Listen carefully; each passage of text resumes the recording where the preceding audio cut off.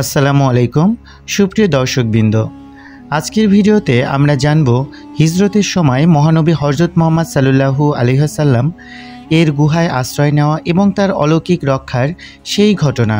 গার থাওরের গুহায় মক্কার কাফিররা নবীজিকে হত্যা করার পরিকল্পনা করে। আল্লাহর নির্দেশে নবীজি হযরত আবু বকর রাদিয়াল্লাহু আনহুকে সঙ্গে নিয়ে রাতের আধারে মক্কা ত্যাগ করেন।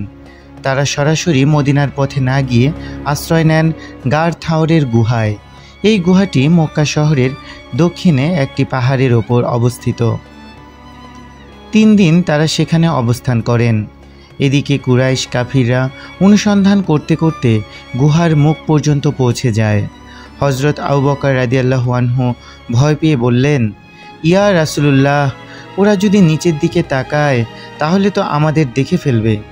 নবীজি সাল্লাল্লাহু আলাইহি ওয়াসাল্লাম তখন শান্তভাবে বললেন, লা তাহজন ইল্লাল্লাহ মা আনা, অর্থ চিন্তা করো না, নিশ্চয়ই আল্লাহ আমাদের সঙ্গে আছেন।